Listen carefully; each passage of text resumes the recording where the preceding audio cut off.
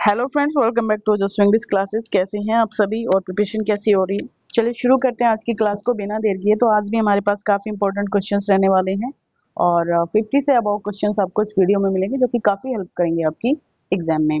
चलिए like share कीजिएगा ज़्यादा से ज़्यादा वीडियो को, सभी के पास जो है शेयर करना है गाइस, और सब्सक्राइब कर लीजिएगा पहली बार आप चैनल पर विजिट कर रहे हैं। तो first question is here, an alexandrine is a verse line in iambic hexameter, iambic pentameter, iambic tetrameter, iambic hexameter।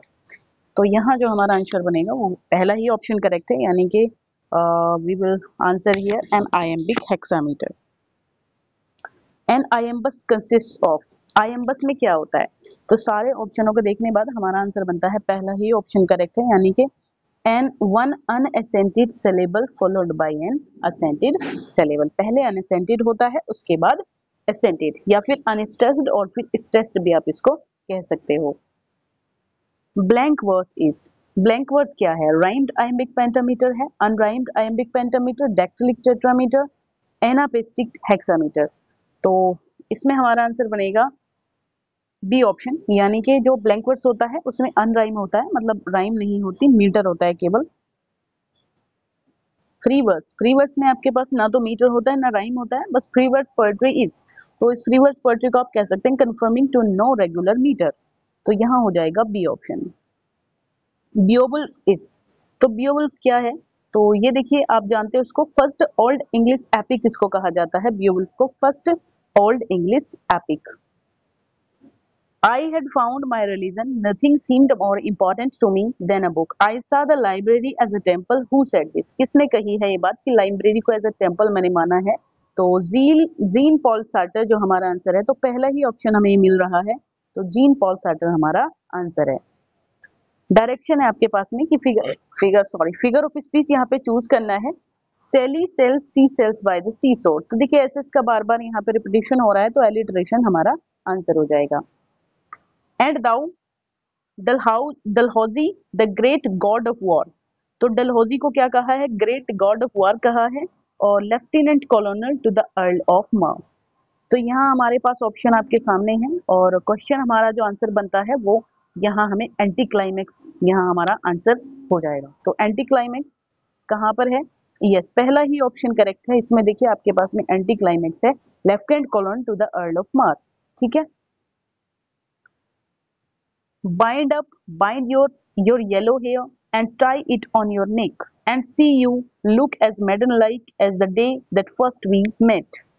तो हमारा जो आंसर है यहाँ बी ऑप्शन करेक्ट है, यानी कि इसमें बनेगा आपका एजोनेंस। ठीक है, एजोनेंस है क्योंकि यहाँ पे वाउल्स की बार बार रिपीटिशन, सेम वाउल्स की बार बार रिपीटिशन हो रही है। Speech is silver, silent is gold, silence is God. तो इसमें तो सीधा सीधा एंटीथेसिस है, तो कहाँ पर है? डी ऑप्शन हमारे सामने है। लिंगर, लॉन्गर एंड लिंगर, और rider, reader, raider and rudder. तो ये सब क्या है? क्या बनेगा इसमें फिगर ऑफ स्पीच? अगर इसको देखें तो हम यहाँ पर बना सकते हैं कॉन्सोनेंस, यहाँ पर होगा कॉन्सोनेंस, क्योंकि आर आर आर से बार बार यहाँ पे रिपीटिशन हो रहा है, कॉन्सोनेंट का रिपीटिशन है। बॉयज विल बी बॉयज, तो इसको क्या कहेंगे आप? Boys will be boys. Yes, एक second guys,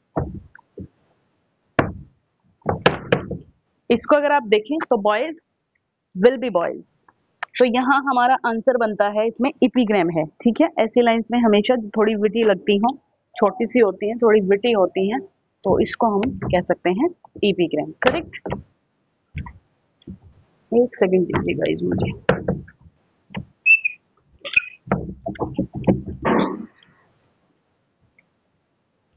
yes, next question है, the language used by Shakespeare in his dramas for the most part is. जो लैंग्वेज इन्होंने यूज करी है शेक्सपियर ने अपने ड्रामास के अंदर, तो उनको जो है आप क्या रख सकते हैं? पे ब्लैंक वर्स का पार्ट है, ब्लैंक वर्स को इन्होंने काफी ज्यादा यूज किया है।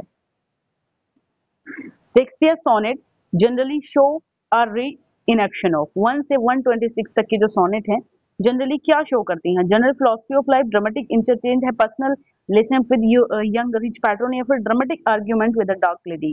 तो देखिए 1 से 126 तक आप जानते हो कि यहाँ पे ऑप्शन है ये वाला, पर्सनल रिलेशन दिखाता है एक पैट्रोन के साथ में इनकी, तो यही हमारा आंसर हो जाएगा इसमें। Julius Caesar falls in point of time between, किस टाइम के मिड में थे? The comedies and histories, the comedies and tragedies, the histories and tragedies. तो इसमें आपका हो जाएगा हिस्ट्री एंड ट्रेजेडी, तो ये हम अच्छे से जानते हैं यहाँ पर। Cordelia came to help her father because he had given her the lions of share, मतलब क्यों हेल्प करना चाहती थी? क्योंकि वो बहुत ज्यादा प्यार करती थी, है ना, इसलिए करना चाहती। तो आउट, कोई उसको लालच नहीं था, out of a genuine love for him. She gave me eyes, she gave me ears and humble cares and delicate fears. Where is reference to? तो किसके बारे में कह रहे हैं ये? तो देखिए अपनी बहन डोरोथी वर्ड्सवर्थ के बारे में वर्ड्सवर्थ ने ये लाइन कही है। Which work of Wordsworth was criticized in the Edinburgh Review with its insolent "This will never do"? तो किस वर्क के बारे में इन्होंने ऐसा कहा है? तो काफी आसान है ये, तो ये द एक्सकर्सन के बारे में उन्होंने ये बात कही है। In which play Galsworthy describes a West Australian swindle in the share market in which women clergymen and army officers are victims.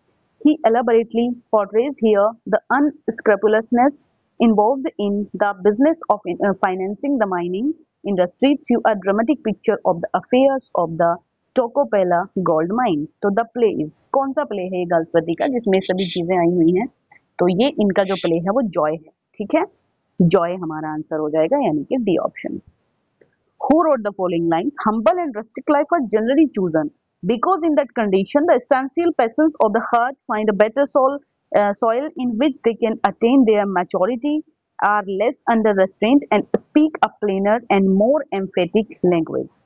तो यहाँ जो बात आती है वो आपका ऑप्शन होगा बी, यानी कि Wordsworth in preface to lyrical ballads में इन्होंने जो है कहा है हम्बल एंड रस्टिक लाइफ के बारे में। ये Macbeth is regarded as the tragedy of, देखिए मैकबेथ में ओवरलैपिंग एम्बिशन है, ये आप अच्छे से जानते हो। Which time Wordsworth refer to in this lines? Europe at the time was thrilled with joy, तो मुझे लगता है कि फ्रेंच रेवोल्यूशन की बात है, तो the period of French revolution, और कुछ नहीं होगा इसमें। Which poem these lines have been taken from? They flash upon which is the bliss of solitude. देखिए bliss of solitude अगर लास्ट में आया है तो यहाँ पे डेफोडिल्स की बात हो रही है, यानी कि डेफोडिल्स हमारा आंसर हो जाएगा ए ऑप्शन।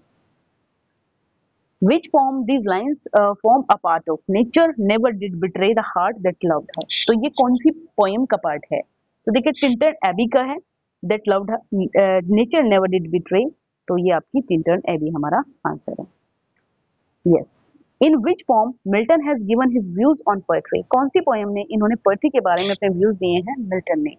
तो ये पोएट्री के बारे में व्यूज अगर दिए हैं तो ये लाइसिडस में दिए हैं, तो लाइक शेयर कर दीजिएगा गाइस, प्लीज यही रिक्वेस्ट रहती है आपसे, लाइक शेयर वीडियो को जरूर कर दिया करें। चलिए, the meaning of L Allegro, तो आप जानते हो चीयरफुल या हैप्पी पर्सन होता है एल एलिग्रो। इल पेंसिरोसो का भी मीनिंग आप जानते होंगे, एक पेंसिव मैन होता है, ill and pensive man, A option हो जाएगा। Yes, the title of El Allegro and Il Penseroso are taken from, तो म्यूजिकोलॉजी यहाँ पे हमारा आंसर होगा, A option is correct here. Correct. The dark flower bye John Galsworthy, John Galsworthy के द्वारा जो डार्क फ्लावर नाम का इनका वर्क है, तो ये क्या है? तो ये एक लव नॉवल इसको कहा जाएगा, C option. Which drama of Galsworthy deals with the conflict between capitalists and laborers? तो कैपिटलिस्ट और लेबरर्स की बात होती है स्ट्राइक के अंदर, 1609 में आया था। Who is the leader of the laborers in the play Strife? तो ये डेविड रॉबर्ट्स होता है, पहला ही ऑप्शन सामने है हमारे। The lower class was represented in Galsworthy, तो लोअर क्लास की बात करेंगे तो ये फ्रेटर्निटी में आती है, यानी कि सी ऑप्शन। पन इज, पन क्या होता है? अ प्ले ऑन वर्ड्स होता है, B. The occurrence of the same letter or sound at the beginning or adjacent word is alliteration, assonance, half rhyme या फिर रिदम। तो इसमें आंसर है alliteration. A figure of speech in which a qualifying adjective is sometimes transferred from a person to a thing or from one word to another to which it does not strictly belong, मतलब एक उससे वो belong भी नहीं है, strictly belong भी नहीं है, फिर भी उस वर्ड को क्वालिफाई करता है, तो यहाँ हमारा आंसर क्या बन सकता है? ट्रांसफर एपिडेट होकर। मेटोनी में तो बिलोंग करता है थोड़ा थोड़ा, लेकिन ट्रांसफर एपिडेट में बिल्कुल भी बिलोंग नहीं करता है। Name the figure of speech used in the line just for a handful of silver left अस, तो देखिए हैंडफुल ऑफ सिल्वर, हाइपोबली सिनेक्डेकी अपोस्ट्रोफी मटिप हो, तो यहाँ पे सिनेक्डेकी होगा। देखिए हैंडफुल, यहाँ पे सिल्वर की बात मनी से, यहाँ पे इसका हम मीन्स बताएंगे, यहाँ मनी से इसको रिलेट किया गया है। The figures of speech in the line, sweet Auburn, loveliest village of the plain, where health and plenty cheer the laboring swain. Yes, तो ये हो जाएगा हमारे पास में अपोस्ट्रोफी है ये, ठीक है। द फिगर ऑफ स्पीच इसमें स्वीट ऑबर्न इसको यहाँ पे एड्रेस किया गया है, तो अपोस्ट्रोफी हमारा आंसर है। Which play of Shakespeare has been described by T.S. Eliot an artistic failure? तो ये तो हैमलेट को कहा है, ठीक है। टी एस एलियट ने हैमलेट को आर्टिस्टिक फेलियर कहा है। Which play of Shakespeare has been described by the T.S. Eliot as artistic success? तो वैसे तो कोरियोलिनस भी कहते हैं, लेकिन अगर इस तरीके से आपके ऑप्शन बन रहे हैं तो यहाँ बी आपका करेक्ट आंसर होगा, Macbeth. The number of sonnets authored by Shakespeare is, तो ये तो सभी बहुत आसान क्वेश्चन है, सभी जानते हैं, 154.